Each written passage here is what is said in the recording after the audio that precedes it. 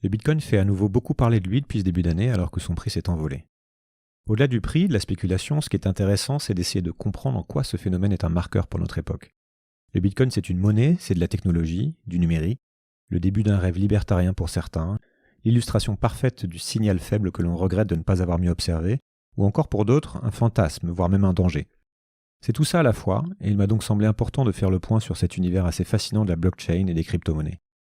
J'en parle avec Owen Simonin, plus connu sous le pseudo Asher, une des personnes les plus influentes en France sur ce sujet. Je suis Julien Devorex, Sismic est un podcast sur les enjeux d'un monde en pleine mutation. Pour ne rien rater, abonnez-vous sur vos applis podcast, sur YouTube et à la newsletter pour recevoir plus de contenu. Et si ces sujets vous tiennent à cœur, parlez-en autour de vous, laissez une note sur Apple Podcast et participez à la conversation en rejoignant la communauté sur sismic.fr. Bonne écoute. Je sais pas si vous êtes au courant, mais le monde, il vous attend pas. Le monde, il bouge. Et il bouge vite. Bienvenue sur Sismic. Rien de tout ça n'est réel. Qu'est-ce que le réel ? Quelle est ta définition du réel ? Chaque génération, sans doute, se croit vouée à refaire le monde. Notre savoir nous a fait devenir cyniques. Nous sommes inhumains à force d'intelligence. L'humanité est menacée dans ses fondamentaux. Tu dois trouver dans tes rêves l'avenir pour lequel tu as envie de te battre. Bonjour Asher. Bonjour. Je suis ravi de t'avoir dans Sismic. Merci de prendre le temps. On va parler de beaucoup de choses. On va parler de monnaie, on va parler de Bitcoin, on va parler de crypto et de tout ce qui est en train de changer autour de ces sujets-là et pourquoi c'est des sujets qu'il faut connaître. Est-ce que tu peux te présenter brièvement pour commencer ? Alors, je m'appelle Owen Simonin. Je fais des vidéos sur Internet sous le nom d'Asher, justement. C'est le pseudonyme que j'ai utilisé. J'ai commencé en 2016 à démocratiser les crypto-monnaies sur YouTube. Plus au début pour ne pas me sentir seul, parce qu'il n'y avait pas grand monde qui parlait de ça et j'ai trouvé ma communauté ainsi. Et ensuite, j'ai commencé à développer différentes activités, que ce soit toujours plus de contenu vidéo et d'explications sur Internet, ou alors différentes entreprises qui proposent des produits et des solutions dans cet univers qui est celui de la crypto-monnaie et de la blockchain, qui m'anime tous les jours et qui me fait travailler un peu plus chaque jour. T'as quel âge ? 23 ans. Et ça fait combien de temps que tu fais ça ? Ça va faire 6 ans. 6 ans, ah oui. J'ai vraiment commencé à me consacrer à temps plein dessus, évidemment, il y a un peu moins de temps que ça, D'accord. Lors de la fondation de ma première boîte qui s'appelle Just Mining, mais c'était déjà il y a 4 ans, en 2017. Ok. Et mes 2 premières années de formation, je m'y suis intéressé personnellement en 2015 et j'ai commencé à me sentir suffisamment capable d'en parler vers 2016, quoi. Parce qu'il y avait à l'époque pas grand-chose d'ailleurs. Ouais. Aujourd'hui, en une journée, on a au moins de quoi travailler 3-4 jours, alors qu'à l'époque, en une journée, on arrivait facilement à manger 10% du contenu qu'il y avait sur Internet sur les sujets-là, quoi. C'est ça, c'était très, c'était vraiment réservé à quelques personnes qui avaient découvert le sujet. Et, enfin, on va en parler. Donc on a évidemment beaucoup entendu parler du Bitcoin depuis quelques années. D'abord en 2017, quand c'est devenu vraiment mainstream dans la presse, ça fait le titre des journaux. Parce que le prix du Bitcoin, qui était jusqu'alors un peu considéré comme un joujou pour geek ou une monnaie du darknet pour les trafiquants, etc., on pourra revenir là-dessus, avait fait x20 dans l'année en passant en gros $1,000 à $20,000 avant de retomber un peu plus tard à 3,000. Et puis récemment, on en a à nouveau parlé puisqu'il a fait x10. Le prix du Bitcoin a fait x10 depuis notamment le krach boursier de mars 2020. Et est monté au-delà de 30 000 euros et voire à toucher les $20,000, c'est ça ? Oui, tout à fait. En fait, le Bitcoin, c'est assez cyclique, c'est-à-dire qu'il y a plein de choses mathématiques, on pourra revenir dessus ou non, peu importe, qui font que son prix a tendance à rentrer dans une phase de spéculation où il prend beaucoup de valeur et où il s'apprécie. Ça a été le cas en 2013, en 2017, et c'est quand même ce qui est en train de se dessiner aujourd'hui en 2021, quoi. Mmh. Donc j'aimerais que tu nous aides, donc à moi et à tous ceux qui vont nous écouter, à mieux comprendre ce phénomène Bitcoin et plus largement les crypto-monnaies et la technologie sous-jacente qui est la blockchain. Tu as déjà lâché le mot. Tout simplement parce que ça commence à compter, ça commence à peser, qu'on peut plus vraiment l'ignorer. On va en parler, on va dire pourquoi. Est-ce que tu peux commencer par définir de quoi on parle ? Qu'est-ce qu'une crypto-monnaie ? Comment ça marche en gros ? D'où ça sort, à quoi ça sert, sans trop aller dans le fonctionnement technique, même si c'est intéressant d'avoir quand même quelques bases. D'accord. Alors, la crypto-monnaie, on va parler de la toute première crypto-monnaie qui est le Bitcoin. C'est une monnaie qui repose sur la technologie de la blockchain. Et c'est ça la vraie grosse révolution. Bitcoin a apporté la première utilisation, la première application de cette technologie qui selon moi est révolutionnaire et qui est la blockchain. D'ailleurs, pour la petite anecdote, on parle de Bitcoin avec un petit b, ce sont les jetons qui s'échangent sur la blockchain Bitcoin avec un grand B. C'est une première confusion. On est sur un monde qui est tellement complexe si on commence à changer les sens des mots en fonction des majuscules. Mais il faut savoir que Bitcoin avec un grand B, c'est le nom qu'on a donné à la blockchain des Bitcoins. Okay. Et ce qu'il faut savoir, c'est que c'est une technologie qui incarne la confiance. En gros, pour l'imaginer très très simple, même si évidemment plus je simplifie, plus on perd en qualité dans l'information que je donne, il faut imaginer Uber, mais il n'y a même pas l'entreprise Uber au milieu. Ce sont des particuliers qui rendent des services à des particuliers contre un financement, un échange, et en l'occurrence, quand on prend Uber, un paiement. Mais il faut imaginer que ce serait même pas l'entreprise Uber au milieu, ce serait carrément un logiciel qui mettrait en contact et qui protégerait ces particuliers pour qu'ils se rendent des services entre eux. Eh bien, c'est ça la blockchain. Pour faire un parallèle avec ce que les gens connaissent déjà sous le nom de l'ubérisation, on peut prendre le même parallèle avec Airbnb. Mais encore une fois, dans Uber et Airbnb, il y a quand même une entreprise qui tire du profit au milieu de ce système. Là, la blockchain ne tire pas. Comme tiers de confiance, c'est ça ? Exactement. Et là, le Bitcoin, lui, ne demande pas le tiers de confiance, puisqu'il s'occupe et il garantit cette confiance entre particuliers.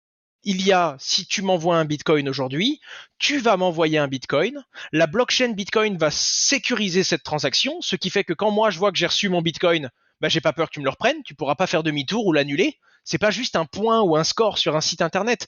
C'est un vrai Bitcoin que je peux vérifier sur la blockchain, il est bien arrivé sur mon portefeuille à moi. Plus de retour en arrière possible. Et toi, le Bitcoin a quitté ton compte et il a été, on va dire, soustrait de ton compte pour être additionné au mien grâce à la technologie de la blockchain qui elle-même est mise à jour, elle est développée, elle est sécurisée par d'autres particuliers que nous, qui sont ce que l'on appelle des mineurs de crypto-monnaies. Pour faire très simple, ce sont des ordinateurs qui vont faire des calculs toute la journée pour mettre à jour, sécuriser et garantir, on va dire, l'intégrité de ce système. Oui, donc on comprend bien c'est une technologie qui est révolutionnaire parce que ça a énormément d'implications. Alors, on va pas parler que de la blockchain, on va plutôt parler de l'aspect monétaire qui m'intéresse aujourd'hui. Mais ça a beaucoup d'implications parce que justement, on peut imaginer des applications un peu partout là où il y a des tiers de confiance qui sont chargés aujourd'hui de garantir la validité d'un échange. Par exemple, quand on achète un appartement, on a un notaire qui va dire OK, je garantis que cet appartement appartenait bien à monsieur X et que je valide le fait qu'il appartient maintenant à monsieur ou madame Y. Et on a une technologie de chiffrage en fait qui est décentralisée, qui permet de remplacer tous ces tiers de confiance. Donc on imagine plein d'applications. Tu peux juste en citer quelques-unes au-delà de cette monnaie qui est évidemment ce qui représente plus que c'est là où on met plus de confiance aujourd'hui. Est-ce qu'il y a d'autres choses qui émergent ? Alors, j'ai toujours du mal à répondre à cette question parce que c'est exactement comme si je vous demandais de me citer quelques sites internet. Vous en avez tellement qui vous viennent en tête et surtout que par rapport à internet où on sait lesquels sites sont les plus utilisés aujourd'hui, peut-être que dans 5 ou dans 10 ans, les blockchains les plus utilisées, elles existent même pas encore. Donc c'est très compliqué pour moi de donner des bons exemples parce que ce sont des bons aujourd'hui en janvier 2021. Mais il faut comprendre qu'il y a voilà, des applications. Il y a 2 grosses catégories et ça faut le comprendre. Il y a les blockchains qui règlent des problèmes et qui sont des applications dont le but est d'apporter une solution à un problème qui n'en avait pas encore, de la vie de tous les jours. Là, je vais vous donner quelques exemples. Et il y a la deuxième catégorie qui sont des blockchains juste pour améliorer la blockchain. En gros, comme c'est le début de la technologie, il y a des gens qui essayent pas d'utiliser la blockchain pour régler un problème. Ils sont là pour dire, bon, moi je pense que je peux faire une blockchain encore plus rapide que les autres, une blockchain qui consomme encore moins, une blockchain qui est encore plus sécurisée. Donc il faut comprendre que comme c'est le début, il y a vraiment 2 grosses catégories de projets et que l'une de ces catégories qui est vraiment en expansion en ce moment et qui draine d'ailleurs une grosse partie des flux d'investissement, ce sont les blockchains qui sont là juste pour améliorer, révolutionner la blockchain. Okay. Et dans ces applications, je pourrais par exemple citer Chiliz, qui est une application dans le monde du sport, qui par exemple va donner un droit de gouvernance aux fans des clubs de football qui l'ont. Je donne un exemple très simple, le PSG token, donc le jeton du Paris Saint-Germain, qui a été créé par l'entrepreneur qui a fondé Chiliz, donc tout l'écosystème des jetons des clubs de foot, eh bien, c'est un jeton, quand on l'achète, on a un pouvoir de décision. Alors, pas sur le club, pas sur la gestion financière du club, mais par exemple, si j'ai 10% des PSG Coins en circulation, eh bien, si demain le Paris Saint-Germain fait un sondage pour savoir quel joueur va aller voir les visiteurs dans les loges, eh bien, j'aurai 10% du droit de vote pour choisir ce sera lequel. C'est un token d'engagement sur une activité sportive qui redistribue un petit peu de la gouvernance aux fans pour qu'ils soient plus que de simples fans. Ça, c'est un exemple dans le monde du foot. Et je pense que tu pourrais me donner n'importe quel domaine, je pourrais te donner une application dedans. Alors, ce qui est intéressant, c'est que tu as à l'origine aussi de la blockchain, et après, encore une fois, on va revenir sur la monnaie, il y a cette idée un peu libertarienne de décentralisation aussi d'un certain nombre de processus qui aujourd'hui sont centralisés justement via des tiers de confiance, et que c'est ça aussi, cette idée qui alors que on va voir aussi comment c'est en train d'évoluer, mais est-ce que c'est toujours au fondement de ce que tu vois émerger? Alors oui, on voit que c'est les valeurs. Et c'est d'ailleurs pour ça que Bitcoin, bien que technologiquement il y a plein de blockchains qui fassent au moins aussi bien son travail, mais Bitcoin reste numéro 1 pour moi pour deux raisons. Premièrement, c'est le plus immuable, car c'est le plus gros, c'est le plus solide. Et c'est devenu une boule de neige inarrêtable en quelque sorte. Il a un meilleur temps d'uptime, donc temps de fonctionnement, que Google sur les 12 dernières années. Donc c'est assez affolant. Bitcoin est vraiment une bonne preuve de ça, et surtout il incarne les valeurs. À la base, en 2008, c'est lors de la crise des subprimes. Donc qu'est-ce que c'est la crise des subprimes? C'est un abus des banques qui s'est un peu généralisé dans le monde entier, et les gouvernements n'avaient que deux décisions. Soit elles laissaient les banques faire faillite, mais à ce moment-là, autant dire que les banques coulaient avec l'argent des particuliers, hein.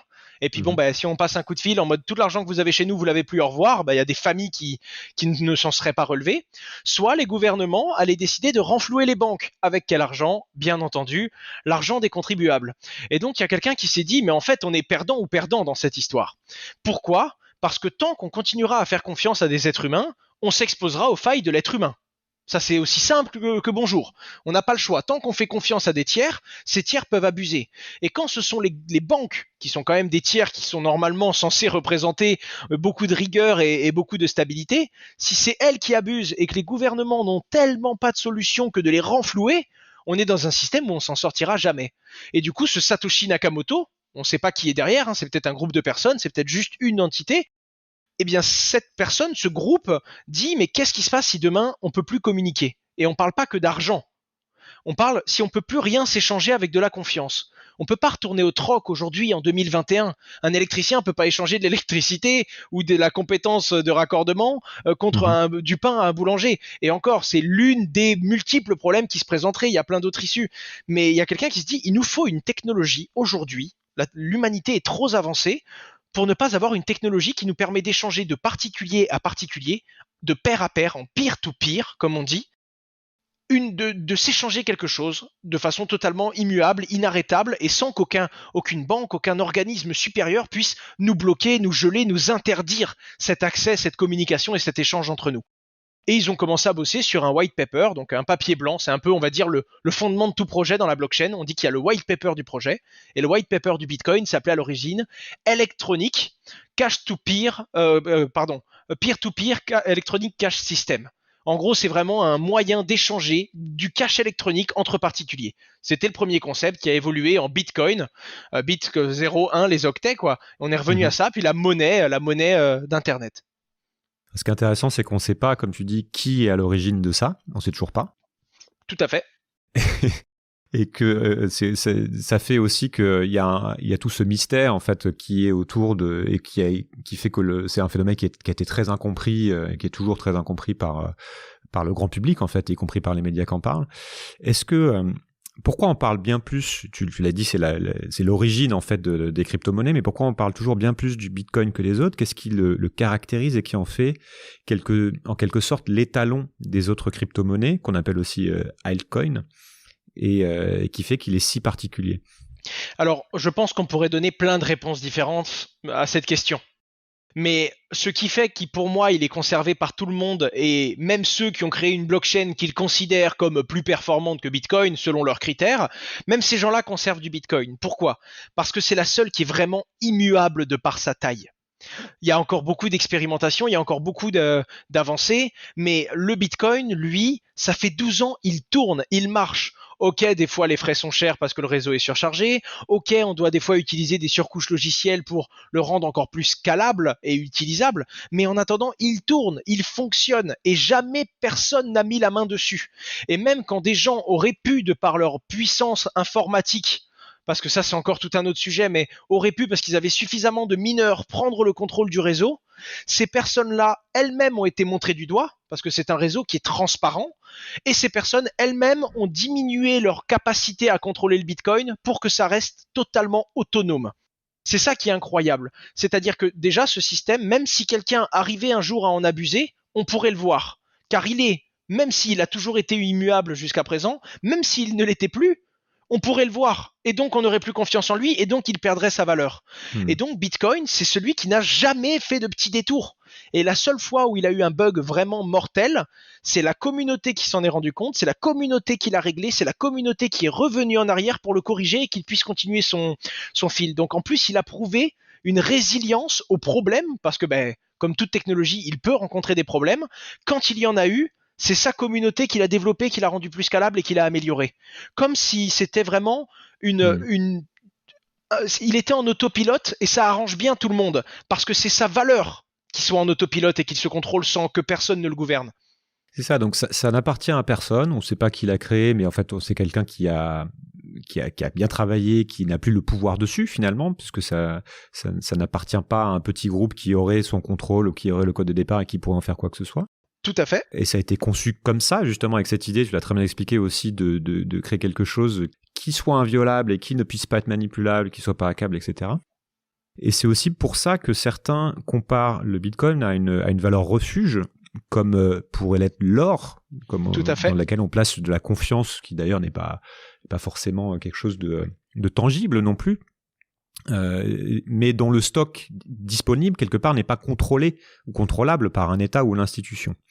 Est-ce que tu peux expliquer cette idée de valeur refuge qui peut être quelque part contre-intuitive quand on pense à un asset virtuel? On se dit mais ça n'existe pas finalement, alors que l'or je peux le toucher. Enfin, tu vois, rien. Alors, il y a déjà quelque chose à comprendre. Tout le monde n'est pas d'accord avec cette définition. Pour beaucoup, c'est une valeur refuge, mais pour beaucoup, une valeur refuge, c'est pas une valeur sur laquelle il y a beaucoup de volatilité et sur laquelle il y a beaucoup de spéculation. Et c'est le cas de Bitcoin. Bitcoin est jeune, il y a peu de volume. La crypto-monnaie en général, toutes les crypto-monnaies réunies, c'est à peu près 1 milliard de dollars. Enfin, 1000 milliards de dollars, excusez-moi. Ouais, 1 trilliard. Ouais. Il y a à peu près 1 trilliard. Il y a un an et demi, on était descendu à 300 milliards. Donc on en était loin. Et donc forcément, quoi qu'on fasse, si quelqu'un, un riche milliardaire, vient et achète 20 milliards de Bitcoin là, maintenant, tout de suite, il va faire exploser le prix. Tout comme quelqu'un qui vient et qui en vend une grosse quantité va faire baisser le prix méchamment. Et rien que pour ça, beaucoup de gens disent que ce n'est pas une valeur refuge pour le moment. Et je le comprends. Parce que c'est vrai que la valeur refuge, même l'or qui peut quand même swinger à certains moments, c'est des valeurs qui sont connues pour ne pas perdre 40% de leur valeur en une journée. Ça pourrait être le cas de Bitcoin, mais simplement parce qu'il est jeune. Pour moi, Bitcoin peut devenir, même en accordant tout le monde, là je veux dire, la valeur refuge. Même si pour certains, et notamment les technophiles, on le voit devenir. Car ce sont ces valeurs qui font qu'ils se prononcent comme proposant un plan B inarrêtable et immuable en fait. Et si tout s'arrête autour de nous, si tout se ferme, si on nous donne plus le droit de payer, plus le droit d'avoir, plus le droit de conserver notre valeur, Bitcoin, lui, sera notre dernier garant. Et c'est ça qui est incroyable. Alors, ouais, tu peux développer un petit peu... Tout à fait. Pourquoi, ouais. Alors, pourquoi valeur refuge aussi ? Parce qu'il est limité. L'or, c'est pas un métal très résistant. Ok, c'est beau, on en fait des bijoux, il est précieux, d'accord ? Il y a une quantité d'or qui est limitée sur la planète, mais on n'a jamais vu une armure en or. Autant avoir un bon Kevlar sur soi ou un bon métal qui est beaucoup moins cher mais qui est beaucoup plus résistant. L'or, c'est vraiment sa rareté. Le fait qu'on sait qu'il est unique, on sait qu'il est précieux, et c'est pour ça qu'on en veut, en quelque sorte. On sait que personne, aucune banque, aucun système ne va pouvoir d'un coup diviser par 1000 le prix de l'or. Parce que c'est le métal qui en lui-même, sur notre planète, est précieux. Eh bien, le Bitcoin lui-même a une quantité qui est limitée. Il n'y en aura jamais plus de 21 millions en circulation. Jamais. Ça suit une règle mathématique qui était très simple. Il y avait au début 50 nouveaux Bitcoins toutes les 10 minutes. Ces nouveaux Bitcoins étaient distribués, en plus des frais de transaction, aux fameux mineurs qui sécurisaient les échanges des monsieur, vous et moi en quelque sorte. Nos différents échanges à nous, en plus des commissions, on avait ces nouveaux Bitcoins qui étaient générés. 4 ans après, on est passé à 25 au lieu de 50 toutes les 10 minutes, puis ensuite 12,5, et là on est à 12,5 divisé par 2, 6,75 si je dis pas de bêtises. Alors, Et je te donc, coupe peut-être pour oui, faire une toute petite digression sur les mineurs. bien sûr. Pour nous dire ce que c'est en fait. Ce sont ceux qui... D'ailleurs, j'aime bien le mot mineur parce que ça dit bien ce que c'est. C'est-à-dire qu'on travaille pour extraire du Bitcoin en faisant tourner des machines. Tout à fait. C'est le nom qu'on leur a donné justement par rapport à l'or au départ. Un mineur de crypto-monnaie, c'est un ordinateur. En l'occurrence, aujourd'hui, c'est un ordinateur très spécialisé avec des caractéristiques particulières. Ne pensez pas que vous pouvez le faire avec votre ordinateur portable, en tout cas pas sur Bitcoin. Et c'est un ordinateur qui va travailler, faire des calculs pour sécuriser la blockchain. En gros, c'est lui qui va garantir, lui et le calcul de tous les autres. Je peux rentrer un peu dans le détail, mais il va nous falloir un bon 10 minutes si je veux expliquer vraiment comment ça marche. Mais pour rester très large, ce sont les mineurs de crypto-monnaie qui fournissent la puissance de calcul nécessaire au réseau pour garantir son intégrité et être bien sûr et certain que personne ne le dirige et personne ne prenne l'ascendant sur les transactions. Parce qu'à partir du moment où quelqu'un prendrait le contrôle de ce système, il pourrait en gros dire que le Bitcoin qu'il a envoyé à Monsieur B est resté dans son portefeuille même s'il l'a envoyé. C'est ce qu'on appelle la double dépense. Et c'est ce qui fait très très peur dans le monde du Bitcoin. Le seul moyen d'en arriver là, ce serait de prendre 51% de la puissance du réseau et de la contrôler. C'est quasiment et techniquement irréalisable aujourd'hui. Même pour Facebook, Twitter et Amazon ensemble, ils ne pourraient pas avoir 51% du réseau Bitcoin. Et c'est pour ça que la taille du Bitcoin est aussi importante. Aujourd'hui, le Bitcoin est vraiment immuable, alors que dans ses débuts, quelqu'un qui décidait de mettre beaucoup d'argent pour acheter beaucoup de puissance de calcul à l'époque où très peu de gens s'y intéressaient, il aurait pu avoir 51% de ce système. Aujourd'hui, ça devient beaucoup plus compliqué. Et c'est ça qu'il garantit. Alors, je te laisse reprendre sur l'idée de valeur refuge avec cette idée qu'il y a un nombre limité à 21 millions. Ouais. Voilà. Et comme du coup, ces mineurs-là, par un processus assez complexe, garantissent le fait que le réseau est immuable et qu'il n'y aura jamais plus de 21 millions de bitcoins, faut vraiment se dire que c'est comme de l'or numérique. Il n'y en aura pas plus. Et même l'or, on pourrait trouver des mines qu'on n'avait pas encore trouvées jusqu'à présent. Le bitcoin, on ne trouvera pas de nouvelles mines de bitcoin. Il y en a 21 millions. Il y en a 21 millions. Dans les 21 millions, il y en a 19 millions qui ont déjà été extraits, si je dis pas de bêtises. Je vais aller vérifier tout de suite le chiffre exact. Il y en a 18 600 000 en circulation. Et on va se rapprocher petit à petit à 21 millions. En fonction de toutes les 10 minutes, il y a des nouvelles transactions qui passent et il y a environ 6,75 bitcoins qui sont libérés. D'ailleurs, pour faire un parallèle énorme sur ce qui se passe tous les 4 ans et qui augmente le prix du bitcoin, alors il n'y a pas que ça évidemment, il y a tout plein de mécanismes financiers et spéculatifs autour, mais c'est l'événement qui rythme généralement cette augmentation qu'on a connue en 2013, en 2017 et en 2021, c'est le halving day. La minute à partir de laquelle il y aura 2 fois moins de nouveaux bitcoins distribués sur le réseau à chaque transaction.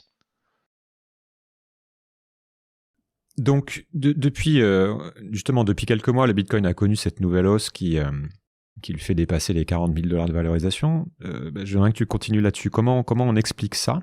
Et est-ce qu'il y a un lien aussi, donc il y a un lien avec ce halving day dont tu as parlé, mais est-ce qu'il y a un lien avec les mouvements qu'on observe par ailleurs sur les marchés financiers ou sur la dette, sur les monnaies qui continuent d'être imprimées via du quantitative easing, etc. Alors, tout à fait. Déjà, on ne se rend pas compte de la dévaluation d'une monnaie parce qu'on n'a pas la supply en tête, pour faire simple. Si demain on imprime 20% de dollars en plus, théoriquement, le dollar vaut 20% de moins. On ne peut pas simplement en imprimer. Alors évidemment, l'impression de nouveaux billets ne justifie pas l'inflation directe. C'est bien plus complexe que ça, j'en ai conscience. Mais le fait qu'on puisse créer encore et encore de la monnaie, qu'elle ne soit pas limitée et qu'on ait nos processus qu'on utilise un petit peu à notre guise, notamment les établissements bancaires pour s'en sortir, ça fait naturellement qu'on ne peut pas maîtriser parfaitement sa valeur. Le Bitcoin, on sait qu'il n'y en aura pas de nouveau. On n'en imprimera pas. Et c'est ça qui fait que déjà, ça lui donne une valeur, une garantie, et on sait qu'on va mettre quelque chose de côté.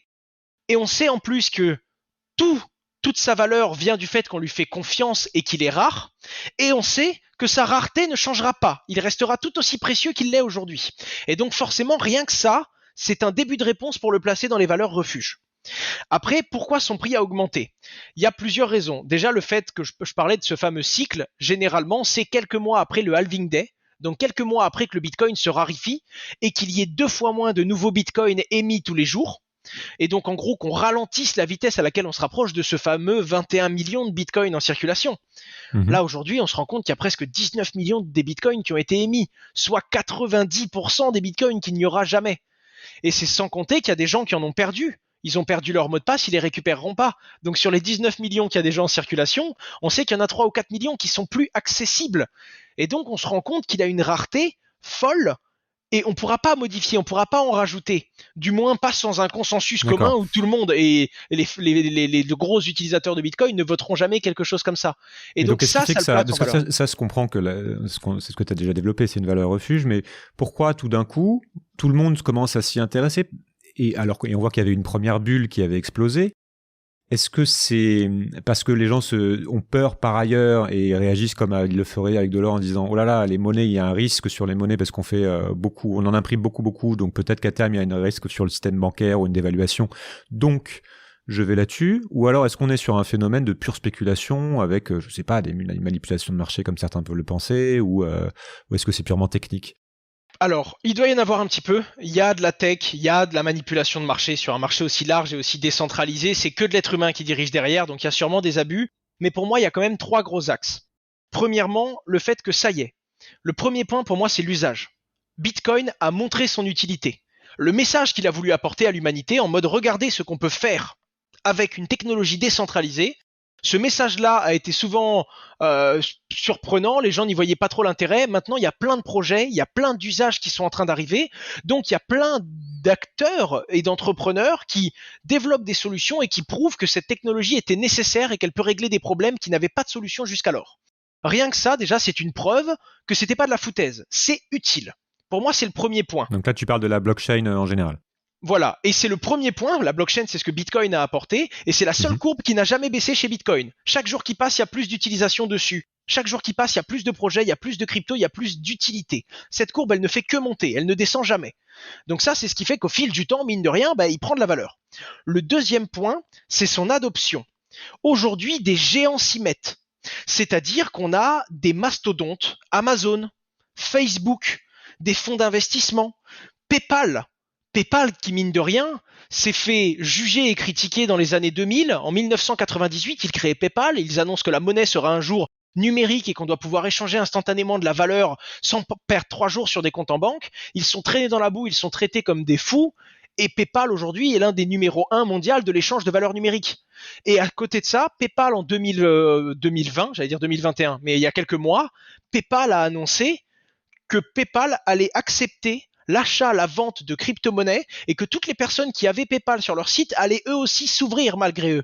Just Eat, on peut payer en Bitcoin sur Just Eat. La plupart des gros sites internet, et puis quitte à saisir également un monstre d'internet, Pornhub, qui drive à lui seul un pourcentage des échanges internet dans le monde, accepte plus que le Bitcoin parce que ces banques lui ont tourné le dos.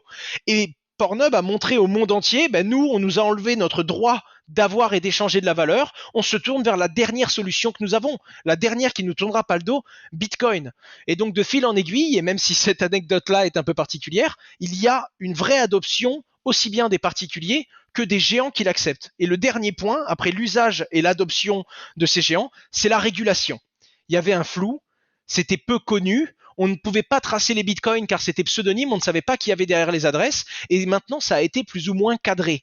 C'est-à-dire qu'il n'y a plus de blanchiment d'argent par rapport au dollar ou à l'euro sur Bitcoin, puisqu'on sait tout ce qui se passe derrière, puisque maintenant on a l'identité des personnes qui échangent et qui utilisent cette technologie, et maintenant elle est encadrée légalement. Donc tous les gens qui avaient peur, notamment également les gros fonds, qui n'osaient pas aller dans cette technologie, aujourd'hui ils vont car ils savent qu'elle est légale. Et ça fait beaucoup pour beaucoup de personnes qui essayent, mine de rien dans ce monde, de suivre les règles qu'on nous impose. Donc là, si je comprends bien, en fait, on est sorti de ce phénomène de bulle. Alors, il va évidemment y avoir toujours des mouvements parce qu'il y a toujours de la spéculation. Mais si toi, tu vois ça vraiment sur le long terme et tu te dis que ça s'institutionnalise, tu as parlé du fait aussi que sur le long terme, ça selon toi, ça allait devenir... ça pouvait devenir quelque chose de très stable vers lequel justement on se réfugie comme une alternative aussi à des monnaies qui dévisseraient, etc. Est-ce que ça peut vraiment devenir sur le long terme une monnaie d'échange? Quelque chose qui puisse être divisé aussi, puis tu as dit qu'il y avait un nombre limité, mais je sais qu'aussi on peut diviser Tout à fait. on peut diviser l'or par gramme, etc. Est-ce que ça pourrait devenir une monnaie qu'on s'échange et quels seraient les obstacles à ce que ça puisse se réaliser? Alors, c'est tout à fait possible, hein, le Bitcoin est totalement divisible, c'est 0,00000, bref, 7 zéros derrière et un 1, l'unité c'est le Satoshi, pour rendre hommage à son fondateur. Et ce qu'il faut comprendre, c'est que c'est totalement divisible et qu'en plus de ça, le jour où le Bitcoin atteindrait un prix déraisonnable qui fait que même sa plus petite unité aurait une grosse valeur, je vois pas comment c'est possible. 8 chiffres derrière la virgule, ça fait quand même un très très gros Bitcoin pour que ce soit une trop grosse valeur.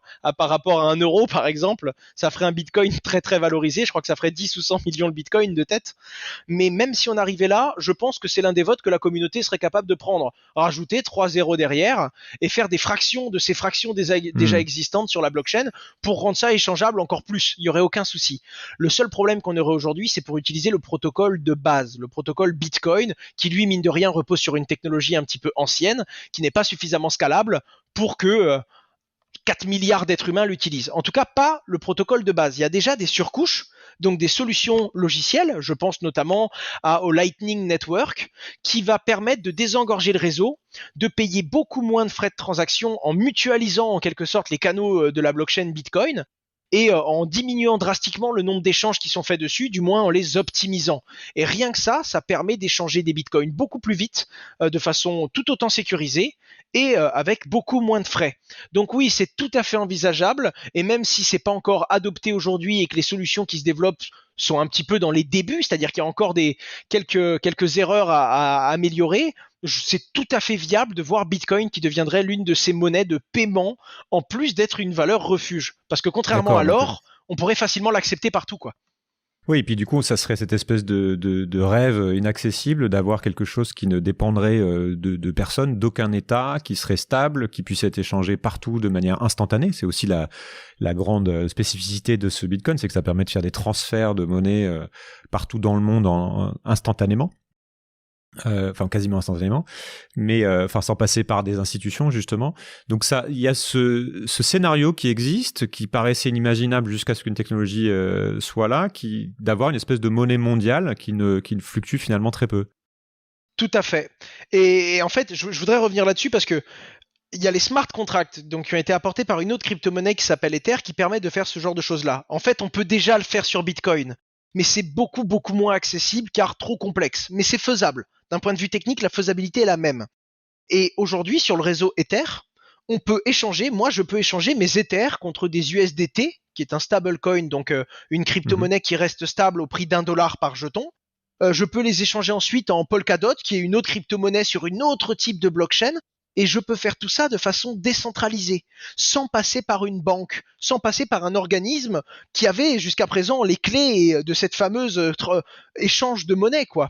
Et le truc qui est fou, c'est que la blockchain, encore une fois, il y a des domaines qu'elle va faire évoluer, elle va améliorer, et il y a des domaines qui vont être révolutionnés grâce à la blockchain. Quand je parle d'évolution, c'est un bel exemple de citer Chiliz, qui permet par exemple de donner plus de gouvernance aux fans d'un club en lui donnant plus de décisions. C'est une évolution. Alors que dans le monde de la finance décentralisée, c'est une révolution. Parce que on connaissait tous les problèmes et tous les déboires du monde de la finance. Depuis des années, ça fait bien plus de 10 ans qu'on connaît les limites de ce système. Mais le seul moyen d'en enlever les problèmes, c'était d'enlever la confiance qu'on devait donner à un tiers. Et on n'avait pas d'outils. L'humain n'avait pas d'outils pour enlever ce tiers-là. Et la blockchain permet du coup d'apporter une solution là où même en connaissant le problème, on ne pouvait pas apporter cette solution-là. Alors, battre monnaie est une des prérogatives des États historiques. Il y a un des fondements de leur puissance. Enfin voilà, depuis qu'il y a des civilisations, depuis qu'il y a des empires qui sont créés, la monnaie était quelque chose de contrôlé de très très près. Et les États puissants sont ceux capables d'avoir dans le temps une monnaie stable, mais aussi donc d'être capables de piloter le cours de la monnaie. Et on peut imaginer que les États n'aiment pas du tout l'idée d'avoir une monnaie décentralisée, comme le Bitcoin, qui permette aux gens d'échanger hors de leur contrôle. Et on voit d'ailleurs le régulateur tenter parfois d'adresser le sujet, plus ou moins habilement selon les pays, on pourra en parler. Qu'est-ce que tu peux nous dire des craintes qu'ont les États aujourd'hui sur les crypto-monnaies, ce que ça implique pour eux, pourquoi sont ces craintes, et comment ils réagissent? Est-ce qu'il y a un risque de voir demain finalement les États interdire les cryptos? Est-ce qu'ils le peuvent d'ailleurs? Alors, l'interdire légalement, ils le peuvent. Il suffit de faire une loi, et déjà on va ranger pas mal d'êtres humains qui vont essayer de se tenir du bon côté de la case et qui vont essayer de rester dans les clous. On peut également traquer ceux qui l'utilisent. Mais pour l'interdire techniquement, à part enlever Internet aux citoyens, et là, de toute façon, on a déjà les gens dans les rues, hein. On enlève Internet, c'est fini, hein. Mais le seul moyen, c'est de leur enlever techniquement un accès au réseau. Il n'y a pas d'autre moyen. Et même si on leur donnait, il n'y aurait aucun moyen de fliquer, vraiment, et de vérifier s'ils le font. Donc ce serait une opposition très violente. Et surtout, l'État peut prendre des décisions aussi grosses, le gouvernement, désolé, je fais l'amalgame entre les deux termes qui ne sont pourtant pas du tout, qui n'ont pas la même signification. Et la complexité, c'est que prendre une décision qui est rude, qui s'impose à toute la population, mais avec des bonnes raisons, c'est faisable. Alors que interdire Bitcoin simplement parce que ça menace la façon qu'on a nous de gérer la monnaie, ce serait pas entendu. Et en fait, c'est pas entendable par le peuple. Les gens vont dire non, c'est une liberté que vous nous enlevez. Vous nous enlevez une liberté parce que vous n'avez pas de contrôle dessus. Et c'est la seule raison qui fait que vous nous l'enlevez, parce que vous n'avez pas de contrôle dessus. C'est dur. J'avais un homme de mon réseau que je respecte beaucoup, qui est un gros entrepreneur, qui me dit, tu sais, le meilleur régime politique qui n'existe pas, ce serait une monarchie, enfin une dictature bienveillante et éclairée. Mais c'est toujours pareil, quand on a un dictateur, il est rarement bienveillant et éclairé. Et donc bon, c'est un juste milieu. Et là, c'est exactement la même chose. Là, c'est un système autonome qui permettra à tout le monde d'avoir des droits immuables. Et le gouvernement pourrait se défendre en disant on va l'interdire car ça nous enlèverait, nous, notre droit de contrôle et notre droit de gestion. Mais pas pour une vraie raison, simplement parce que ça leur enlèverait un contrôle sur les gens. Mais bien et sûr, les gens pourraient dire pourquoi vous auriez besoin de ce contrôle sur nous. Mais tu vois ce que ça veut dire. C'est-à-dire qu'aujourd'hui, on a dans l'opinion publique générale, celle qui serait prête à aller dans la rue, enfin l'opinion publique large, il y a quand même un grand désintérêt, enfin une grande méconnaissance de ce que c'est. Il y a très peu de gens qui possèdent du Bitcoin, etc. Donc on est encore à ce stade où demain, un État pourrait dire oh là là, je vois monter le truc, je vois le danger par rapport à la souveraineté, donc je vais interdire ce truc-là tant que ça concerne très peu de monde. Est-ce que c'est quelque chose qui est déjà le cas quelque part dans certains pays, où tu vois émerger ce risque et grandir ce risque? Je crois qu'il y a des pays qui l'avaient interdit. En tête, j'ai le Maroc, j'ai l'Inde, mais qui sont revenus dessus assez rapidement, et c'est une minorité. Et le truc qui est dur, c'est que si un État l'interdit, il serait seul pour l'instant. Et comme la plupart des États, en plus de ça, ont créé une régulation allant dans le sens de l'acceptation de cette monnaie, très dur d'aller voir des entrepreneurs qui se sont pliés en quatre pour respecter les règles en vigueur dans leur pays, pour ensuite leur dire « Ouais, mais en fait, même si vous respectez les règles, on veut plus, on a réfléchi. » Compliqué. Surtout dans une période où, ce qui a fait également, et je l'ai pas mis dans mes 3 points, mais ce qui a fait également monter le Bitcoin, c'est qu'il y a eu une crise sanitaire sans précédent, qui a mis un bouleversement énorme d'un point de vue économique. Il y aura des retombées sur le monde financier, et il y a des gens qui pour la première fois se disent « Oula, je dois pas juste me contenter de mes acquis, je dois trouver des alternatives, et vite !» Et ça a donné un gros gain d'intérêt à cette technologie, parce qu'elle a été créée pour ça. Et puis c'est toujours pareil, on ne se rend compte de nos libertés que quand on nous en prive. Et les gens qui n'avaient jamais remis en cause leur banque ne s'intéressaient pas aux solutions alternatives. Quand ils se sont dit, oula, il y a un vrai gros problème, tout le monde va retirer, il y a des gens qui se battent pour du papier toilette, comment je protège ma valeur, moi? Et donc ils ont fait des recherches, et donc ils ont pris conscience de ces solutions qui jusqu'à présent n'étaient pas nécessaires à leur vie. Et donc même si c'est vrai que le Bitcoin pourrait encore être interdit d'un point de vue légal, je ne vois pas comment ça pourrait être possible, car jusqu'à présent, ils ont avancé dans le bon sens, donc très dur de faire demi-tour sur des décisions. Et l'intérêt commun, l'avis positif du monde vis-à-vis de cette technologie est en train d'aller dans le bon sens. On s'y intéresse de plus en plus, on comprend qu'il n'y a pas que la spéculation, que c'est utile, et on comprend les valeurs qui l'ont fait créer. Beaucoup moins aujourd'hui que demain, mais par rapport à 2017, c'est plus du tout la même histoire. En 2016, j'avais vraiment du mal à avoir 500 ou 600 personnes intéressées à ce sujet. Aujourd'hui, j'interagis avec un peu plus de 300 000 personnes dans le monde, rien que sur la communauté francophone. Donc c'est plus pareil. La dimension fait que ça peut être compliqué à jouer. Et quand on a des pays comme la Chine qui va créer sa propre crypto-monnaie, est-ce que ça dépend du Bitcoin ou c'est un tout autre projet pour essayer justement de le contrecarrer? Alors, je pense, encore une fois, je ne peux que faire des plans sur la comète, donc je demande beaucoup de recul et je veux pas partir d'un mauvais œil et critiquer quelque chose qui n'existe pas encore. Mais je pense que la monnaie chinoise n'empruntera au Bitcoin que le principe de cryptographie, c'est-à-dire la méthode technique qui permet de tenir le réseau. Il y a de grandes chances que ce soit totalement opaque pour les gens qui l'utilisent et qui en ont, mais totalement transparent pour le gouvernement. Ils auront une petite liste pour voir qui a combien, quand, comment, qu'est-ce qu'il achète, pourquoi, où, qu'est-ce qu'il pense, en gros. Parce que mine de rien, en ayant une vue sur le compte en banque de quelqu'un, on sait tout ce qu'il fait, on sait tout ce qu'il vit, on connaît ses penchants, on connaît ses problèmes, on connaît ses intérêts, et on connaît son métier, sa vie, son rythme. Et c'est un pouvoir, encore une fois, la technologie de la blockchain est très puissante. Le Bitcoin, lui, emmène les bonnes valeurs. Mais on peut très bien prendre la technologie du Bitcoin uniquement pour que ce soit rapide et avec très peu de frais, mais enlever tout le côté décentralisé, enlever tout le côté transparent. Et donc, il faut bien comprendre ça. Je pense que ça va dépendre de l'application qu'ils vont faire de cet outil très puissant qu'est la blockchain. On peut faire un parallèle direct avec un fusil là. La technologie est incroyable et elle permet à l'homme de se défendre à l'époque des animaux et d'aller chasser, sauf qu'on a bien vu que l'être humain était capable d'avoir plein d'autres idées et d'usages pour un fusil. Je voudrais finir, après on ira un peu sur la problématique aussi énergétique et technologique qu'il y a derrière, qui pourrait être aussi une limite à ça.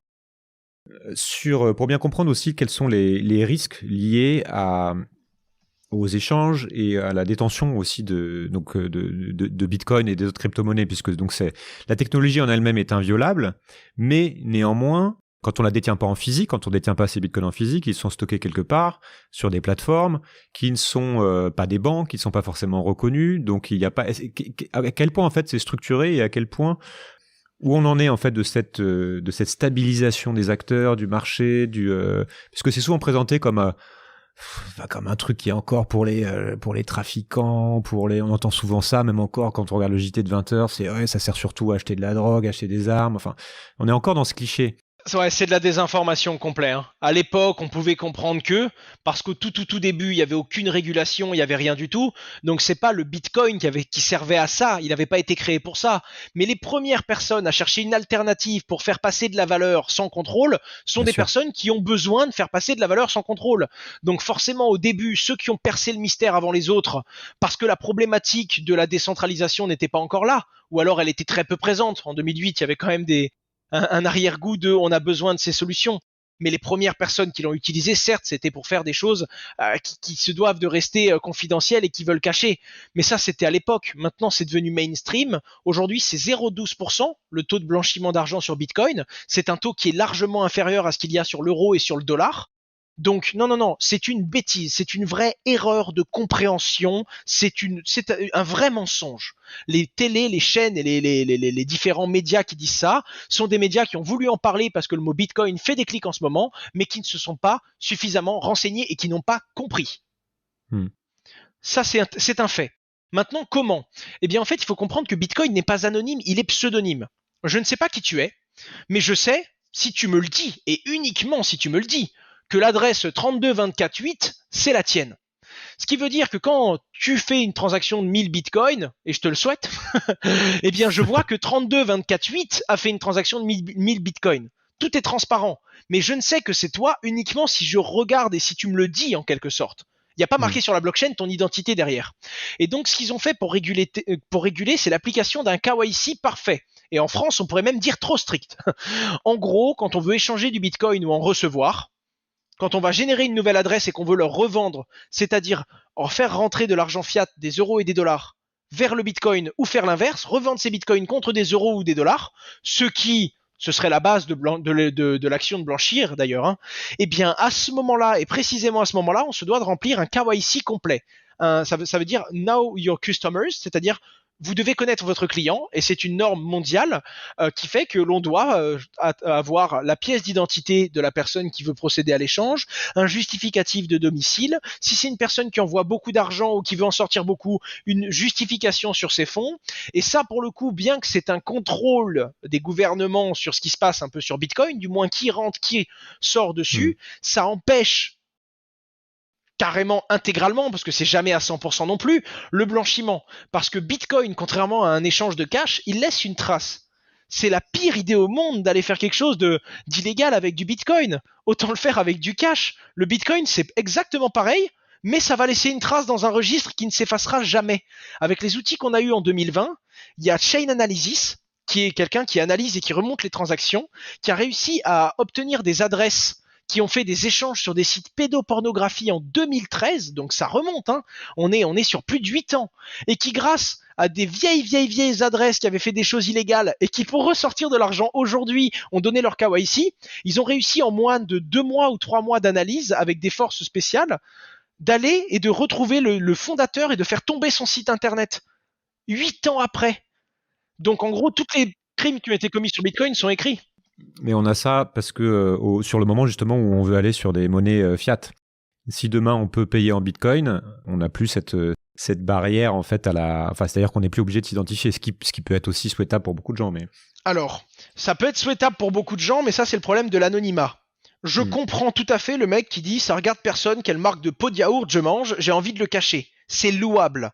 Mais malheureusement, la personne qui veut un anonymat complet, je parle pas d'une discrétion, la pseudonymité c'est bien pour ça. Je parle de quelqu'un qui a vraiment un dégoût profond pour le fait d'être tracé et qui se veut être un anonyme pur et dur. Malheureusement, sur 100 personnes avec ce genre de comportement, il y en a quand même que 10 qui veulent protéger leur vie privée. Il y en a un bon 90 qui sont pas là que pour protéger la marque des yaourts qu'elles mangent. Ok. Et c'est ça qu'il faut bien comprendre. Et c'est assez complexe parce que c'est un jeu de funambule. Des fois, les gouvernements en ont abusé. On l'a bien vu. Il y a eu de l'espionnage industriel aux États-Unis, l'histoire Snowden. Enfin, il y a eu des centaines d'exemples qui font que dès qu'on en laisse un peu trop au gouvernement, c'est lui qui abuse. Mais à l'inverse, dès qu'on laisse un peu trop de liberté aux citoyens, c'est lui qui abuse. On en revient à un problème d'humain finalement. Mais le paiement fait qu'on devra s'identifier quand même. Mais il va y avoir des moyens de s'identifier sans dire qui nous sommes. C'est ça qui est incroyable. Non mais d'accord. Donc on est sur une alternative vraiment très crédible, qui est naissante, hein, qui est en train de se stabiliser, mais qui peut demain devenir un nouvel étalon or, enfin une espèce, une vraie valeur refuge décentralisée, qui n'est pas contrôlée, qui peut être une réponse justement pour des gens qui cherchent, qui ont peur de l'instabilité financière. Et on voit qu'on imprime avec la quantité de dettes qu'on imprime aujourd'hui, on se dit aussi qu'à terme, enfin certains disent qu'à terme il y a un risque sur les banques, sur les monnaies, qui pourrait avoir de l'inflation. Aujourd'hui c'est pas encore ça parce que l'inflation est sur les marchés, mais que donc c'est une alternative à tout ça, et ça a été construit comme tel, et que peut-être que demain, ça peut devenir aussi quelque chose qui puisse s'échanger et qui permette de jouer le rôle qui remplit la fonction de la monnaie, qui est de transférer, d'échanger de la valeur. Tout à fait. Est-ce que, je voudrais qu'on aille sur la viabilité aussi sur le long terme, puisque une des critiques qui est faite est liée à l'impact écologique, puisqu'on sait que les cryptos sont faites avec beaucoup d'énergie aujourd'hui, et que donc, dans un contexte actuel, dans le contexte énergétique et écologique actuel, certains disent que ça n'a pas de sens d'imaginer remplacer des monnaies actuelles par des crypto-monnaies. Mais en même temps, c'est ce que tu as dit, ça fait que le Bitcoin est lié au monde physique via l'énergie indirectement qu'il requiert pour être créé, et que donc ça en fait une monnaie quelque part plus réelle, surtout quand on voit, comme j'ai dit, la création monétaire faite à partir de rien du tout en fait. Qu'est-ce que tu peux dire de l'impact écologique actuel des crypto-monnaies? Est-ce que c'est une chose qui peut être réglée à terme? Et est-ce que, comme certains peuvent le penser, ça ne condamne pas de fait les cryptos à ne jamais devenir de vraies monnaies d'échange si demain on a une crise, par exemple, sur la quantité d'énergie disponible? Alors déjà, on parle d'une technologie qui consomme de l'électricité. L'une des rares énergies qu'on arrive à générer de façon verte. Donc déjà, rappelons-nous quand même qu'on est sur une nouvelle technologie qui se base sur quelque chose où, quitte à se concentrer sur quelque chose, on sait générer de l'énergie verte. Alors que là, on est quand même dans une époque où on voit des associations qui se battent contre des centrales nucléaires en disant que c'est une aberration et qui font fermer des centrales nucléaires en forçant des gouvernements à se tourner vers des puits de charbon. On est dans un monde où on a l'impression que tout est un problème en fait. Déjà, on parle de l'électricité. Ensuite, il y a quelque chose à savoir. Le mineur d'électricité, et non pas parce que c'est un bon être humain, est un être qui comprend qu'il doit vivre en communion et protéger son environnement. Mais le mineur va consommer à plus de 70 ou 80%. J'ai peur de dire une bêtise, mais c'est dans cette échelle-là, de l'énergie verte. Toute la consommation du réseau Bitcoin est assurée à 70 ou 80% par de l'énergie verte. Et j'aimerais vous dire que c'est parce que les mineurs font attention à l'environnement, mais pas du tout. Les mineurs ont besoin de payer l'électricité le moins cher possible pour que ce soit rentable, entre guillemets, d'extraire ce Bitcoin et de sécuriser les transactions. Et donc, ils vont là où il y a de l'énergie que personne ne veut, c'est-à-dire les sources géothermiques en Islande, c'est-à-dire les barrages hydroélectriques qui proposent de l'électricité pas trop chère que 8 mois dans l'année quand il pleut trop, etc., etc. Et elle se localise physiquement proche de ses sources, c'est ça? Exactement. Donc, de base, en plus d'être un apport électrique, c'est un apport qui, de par raison capitaliste, est à grande majorité de l'énergie verte, premièrement. La deuxième chose, c'est que dans les mêmes proportions, d'accord, le réseau, les différentes crypto-monnaies consomment 7 fois moins d'énergie que le système d'impression, de gestion des billets, des distributeurs et que le système financier actuel.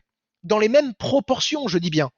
Donc, oui, c'est vraiment quelqu'un qui consomme 5, qui regarde quelqu'un qui propose une nouvelle technologie qui consomme 2 et qui lui dit « Ouais, mais ça marchera pas, ça consomme 2 quand même. » C'est facile. Et ensuite, les gens disent « Ouais, ça consomme tout autant que tel pays. » Venez, on fait un petit calcul de ce que consomme le système financier mondial à l'heure actuelle. C'est pas un petit pays perdu qu'on va comparer à ça. Ça va être quelque chose de beaucoup plus gros. Donc c'est un par rapport à quoi? Et par rapport au service qu'il rend, ce n'est pas une aberration. Il y a une raison quand même qui fait qu'on en parle beaucoup, c'est que les médias, tout comme ça blanchit de l'argent, ça fait du clic. Donc quand on s'intéresse au Bitcoin et qu'en plus on y met un scandale en mode aberration écologique, boum, ça porte beaucoup d'intérêt dessus et c'est parfait pour les médias. Voilà pourquoi ça s'est énormément répercuté. J'ai pas le nom du média, mais ça vient d'un média à la base. C'est une bêtise qu'a sorti un média. Et je dois malgré tout faire l'avocat du diable en donnant quand même un point contre, parce que là je viens quand même que de donner des points pour, qui sont des bêtises qui disent que Bitcoin ne consomme pas trop. Il ne consomme pas trop, c'est une bêtise, mais une partie de sa consommation est inutile. Et ça, il faut être capable de se rendre compte. J'ai fait une vidéo entière qui s'appelle « Et si le Bitcoin ne consommait jamais plus ?» En gros, pour faire très très simple, le Bitcoin, si demain il y a 2 fois plus de mineurs, ça va consommer 2 fois plus d'énergie, mais ça ne permettra pas de gérer 2 fois plus de transactions. À partir de ce moment-là, le réseau consomme de plus en plus parce qu'il est plus miné, il est plus utilisé, mais n'apporte pas plus de transactions. Et ça, c'est un modèle qui, d'un point de vue humain, qui se veut d'être durable dans le temps, n'est pas scalable. Mais, petit a, on peut l'améliorer. Il y a des moyens d'améliorer techniquement cette consommation d'énergie et de l'optimiser à travers le temps. Et petit 2, il y a des nouvelles formes de blockchain qui vont jusqu'à consommer 10 000 fois moins que le Bitcoin. Et on pourrait même imaginer des surcouches Bitcoin qui, elles, ne rajouteraient pas de consommation d'énergie et permettraient quand même de faire plus de transactions. Puisque ça va en gros faire plus de transactions off-chain, c'est-à-dire hors de la blockchain, et envoyer que le strict nécessaire sur la blockchain Bitcoin. Je m'explique. Imaginons que tu me donnes 10 €, je te rends 5, tu me rends 2, je te rends 1, eh bien on peut tout simplement faire l'addition et les soustractions de ce qu'on s'est fait et résumer tout ça en un seul échange. Tu es d'accord ? Et on peut donc diminuer par 7 les échanges qu'il y a eu entre nous avec la même finalité. C'est le concept très très très simplifié du Lightning Network. Là, c'est vrai, là je l'ai vraiment simplifié. Mais en gros, c'est ça. Et ce que je veux dire, c'est que non seulement c'est pas une aberration, c'est une vraie grosse incompréhension. Et les seuls petits problèmes qu'il y a réellement, ils sont réglables à travers le temps et on a les outils pour les améliorer. Donc ça, tout comme le blanchiment d'argent, c'est une bêtise. Qu'est-ce que tu penses de l'évolution? Je ne sais pas à quel point tu es spécialiste des autres sujets monétaires, mais certains disent qu'il y a des risques à terme, comme j'ai expliqué, sur une monnaie comme l'euro, voire même le dollar, avec la quantité qu'on imprime, et tu as un peu évoqué le sujet. Est-ce que tu penses que toi, à terme, le Bitcoin peut-être quelque chose de plus sûr que ces monnaies qui aujourd'hui sont les monnaies de référence? Alors oui, modulo le fait que je ne suis pas un expert et je ne dois pas avoir la maturité et le recul financier que vous avez. Déjà parce que moi je me suis construit en découvrant le modèle financier Bitcoin avant de comprendre celui traditionnel, que je suis encore en train de découvrir à côté, c'est aberrant d'ailleurs, ça fait peur, mais je l'ai appris dans l'autre sens, donc je me permettrai pas de donner mon avis sur la question où je me sens pas vraiment pertinent. Et par contre, j'ai compris quelque chose, là où pour moi Bitcoin est une évolution, car dans la vie d'Européens que nous avons, un système qui est vraiment développé, on voit qu'on peut améliorer des choses. J'ai rencontré des Africains qui, eux, m'ont parlé de Bitcoin comme étant réellement un sauveur. En mode, nous, notre monnaie perdait 20% par jour. Ça nous a sauvé la vie. Le Bitcoin, c'était la seule solution qu'on ait eue. Et donc, ces gens-là ont, de par leur expérience, leur triste expérience, ont déjà eu l'application de Bitcoin qui les a sauvés. Alors que moi, je vois tout ce qu'on peut faire de cet outil, comment on peut l'améliorer. Eux, ils ont déjà survécu grâce à ça. Et donc, quand je vois la monnaie du Venezuela qui s'est effondrée et le cours du Bitcoin au Venezuela, enfin les demandes de Bitcoin qui ont explosé à la hausse, quand je vois comment la Grèce et certains citoyens ont pu rebondir et protéger leurs valeurs face au Bitcoin, je peux déjà le dire que, en fonction de l'expérience que j'avais eue, que j'aurais eue, je pourrais dire oui, Bitcoin est une alternative. Est-ce qu'elle est meilleure? Est-ce qu'elle est beaucoup plus durable? Moi, je le pense, mais c'est le temps qui nous le dira. Mais en attendant, oui, pour certains et dans certains cas, c'est une réponse, très clairement. Si on prend du recul par rapport à tous ces mouvements financiers dont on a parlé là, notamment récemment, il y a une chose moi qui me frappe, c'est la concentration de valeur sur les assets numériques. Tu vois, on voit que la valeur des bourses américaines est concentrée dans les entreprises en fait qui sont issues du numérique, soit directement soit indirectement, notamment dans les GAFA qui représentent une part énorme de la valorisation totale. Les entreprises qui passent le mieux la crise, y compris cette crise sanitaire, sont celles qui maîtrisent les outils numériques. Et on voit qu'il y a eu forcément aussi, avec tout ce que ça implique, le fait de travailler à distance, etc. Et on voit ces monnaies numériques donc qui prennent de la valeur. Toi, t'es jeune, tu as 23 ans, tu es autodidacte, tu as une influence déjà forte et grandissante via ta communauté en ligne. Comment est-ce que tu perçois et tu vis ce basculement, en fait, qui peut être un basculement d'époque, si tu veux, vers le tout numérique? C'est quoi cette vie numérique et comment tu la vis, toi? Alors, ça fait beaucoup de questions. Ouais, tu peux répondre à celle que tu veux. je vois ça comme une suite logique de ce que j'ai connu moi. Mais bon, à l'âge de 12 ans, j'avais un téléphone dans la main. Donc mon père ne le verrait peut-être pas de la même façon et confronter son point de vue au mien pourrait être très intéressant étant donné qu'il connaît aussi la technologie des crypto-monnaies et il doit la vivre différemment. J'ai juste peur d'une chose, ça va très vite. On a mis 40 ans pour passer d'une révolution industrielle à une autre, 30 ans entre le protocole TCP/IP et Internet comme on le connaît aujourd'hui. Entre le moment où on découvre Internet et sa vraie application Google, ça a été encore plus vite. En fait, j'ai l'impression que dès qu'on découvre une technologie, on passe encore plus vite à celle d'après. Et c'est une théorie, il me semble. Hein. Encore une fois, j'ai pas suffisamment je pourrais pas citer de bouquin là-dessus, mais j'avais lu une étude sur cette théorie d'accélération technologique qui est reprise par Factfulness dans son ouvrage, il me semble, et qui explique que tout va de plus en plus vite. Et le seul truc qui me fait peur, c'est que bien que la technologie soit vraiment scalable et qu'on va pouvoir l'améliorer quand on comprendra vraiment comment ça fonctionne, l'être humain est encore à la ramasse sur l'énergie. On n'arrive pas encore à générer de l'énergie de façon illimitée et de façon non polluante. On n'arrive pas encore à avancer certaines choses. Et le moins scalable, on sait que c'est l'humain. Et donc forcément, le jour où chaque minute, on va développer 50 secondes de choses à apprendre, l'éducation va être de plus en plus importante pour s'en sortir et pour survivre. Et c'est ça qui est important. Après, je me rends compte que c'est quand même important parce que la blockchain, je vois ça comme on transforme d'un point de vue technologique une valeur qui était purement humaine jusqu'à présent et ça n'allait plus à cause de cette accélération. La finance, la décentralisation, tout ça.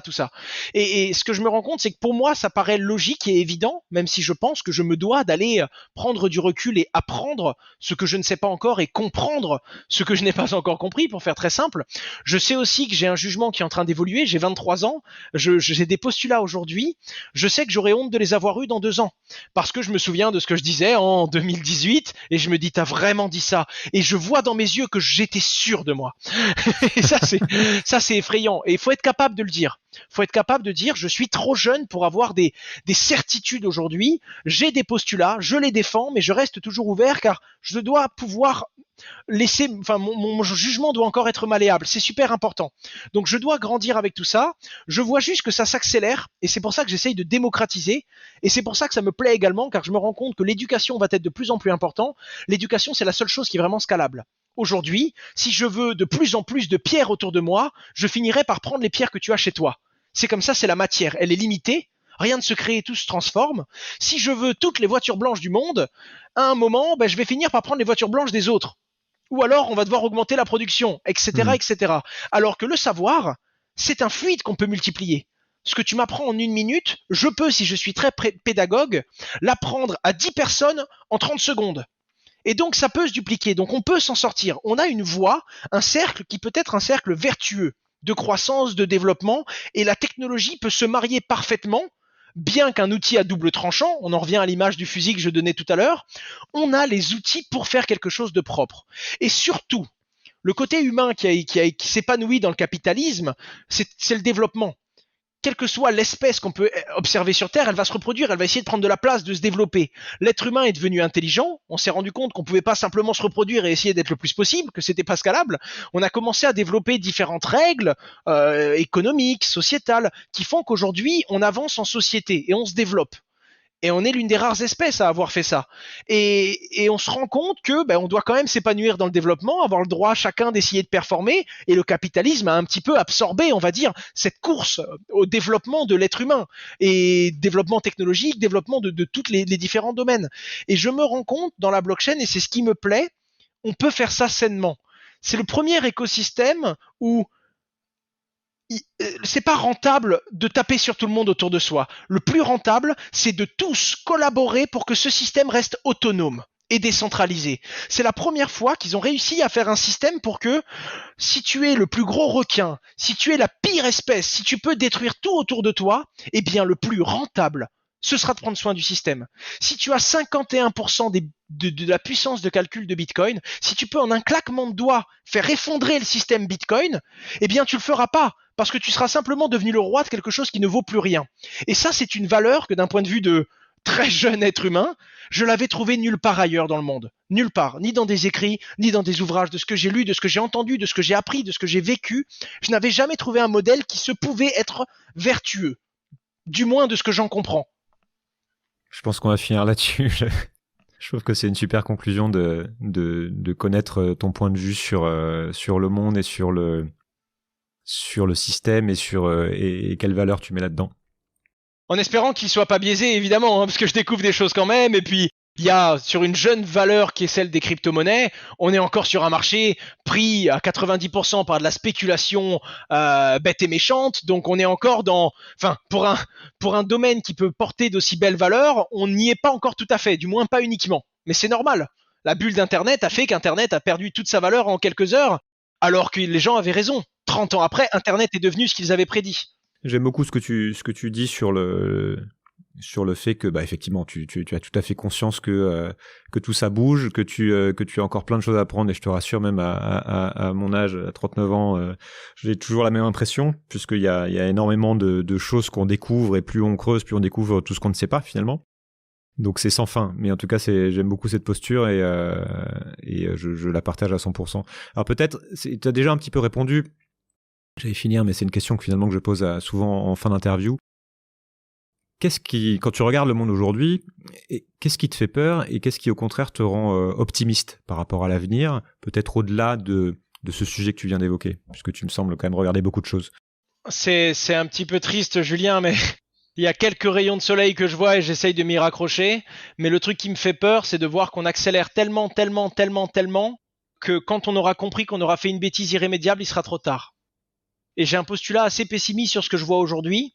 Je me rends compte qu'il faut être heureux et qu'il faut vivre pleinement parce qu'on a une chance énorme. Et moi, je m'intéresse également à l'univers, je m'intéresse également à comment fonctionnent toutes ces choses, les statistiques, les probabilités, pourquoi, comment, qui je suis, pourquoi je suis tout petit, pourquoi je suis dans le seul système solaire où on a pu étudier des êtres vivants, est-ce qu'il y en a d'autres? Enfin, je me rends compte que c'est quelque chose de très très large. Je me rends compte qu'on a eu une chance incroyable et que l'humanité elle-même peut tout gâcher. Mais je me rends compte également qu'il y a 5 ans, je l'aurais pas vu. Je me rends compte également que j'arrive à comprendre que c'est bien l'écologie, mais pourtant j'ai une voiture à essence et je viens au bureau avec. Parce que même si je le sais, même si j'en ai conscience, il y a des choses, on peut pas tout changer du jour au lendemain, et même si on le fait, c'est un effet colibri, parce qu'il faudrait que toute la planète s'y mette, donc il faut qu'il y ait une prise de conscience globale pour qu'on fasse un vrai changement, et j'ai peur que cette prise de conscience globale arrive 5 heures avant qu'il y ait la vague géante qui nous tue tous. Si c'est une vague, bien entendu, j'en ai aucune idée. Et qu'au moment où on s'en rende compte, on puisse juste se dire, mince, il y a des gens qui l'avaient dit. C'est tout. C'est ce que j'espère. Mais je me fais peur. Je me rends compte également que beaucoup d'êtres humains sont volontairement méchants. Et je me rends compte également que c'est beaucoup plus dur d'espérer et de développer le monde que de se dire, bon bah tant pis, perdu pour perdu, de toute façon mes actions n'auront aucun impact. C'est dur d'arriver, 23 ans, de se prendre ça dans la tête et de se dire, allez, lève-toi, travaille. Du coup, j'essaye de m'épanouir. J'essaye de me faire plaisir quand même, parce qu'il faut être heureux, je pense, c'est le seul moyen de vraiment travailler fort et d'essayer de contribuer à tout ça. Je veux quand même mon profit, me développer, avoir le droit de grandir, avoir le droit de m'exprimer, d'avoir de la reconnaissance, de vivre en quelque sorte. Mais j'essaye de faire ça avec des valeurs que je considère comme saines, car je ferai des erreurs comme tout le monde, mais autant faire des erreurs que je mérite, parce que j'ai essayé, et même si j'y arrive pas, je veux essayer d'apporter cette pierre à cet édifice géant qu'est l'humanité et peut-être un jour laisser quelque chose qui sera utile et qui pourra peut-être permettre à l'humanité de se développer dans un environnement sain qu'on aura réussi à inverser du cercle vicieux au cercle vertueux, durable et de faire quelque chose dont on sera tous fiers à la fin, quoi. Je pense que c'est possible. On va finir là-dessus. Merci beaucoup, Owen. Merci beaucoup, Julien. Merci d'avoir écouté cet épisode jusqu'au bout. Sismic est un podcast indépendant et j'ai décidé de m'y consacrer maintenant à plein temps. Concrètement, ça veut dire que j'ai plus que jamais besoin de votre soutien pour continuer cette enquête sur les changements du monde et sur quoi en faire. Si vous appréciez mon travail, je vous invite donc à m'aider à le diffuser via vos réseaux et aussi à faire un don sur sismic.fr. En devenant donateur, vous accédez à une communauté privée et à la possibilité de vous connecter à d'autres auditeurs et aussi, très bientôt, à avoir accès à d'autres contenus exclusifs. Toutes les informations sont sur sismic.fr et dans les notes de cet épisode. Merci pour votre écoute et à très vite. Changer le monde. Quelle drôle d'idée. Il est très bien comme ça, le monde, pourquoi changer ?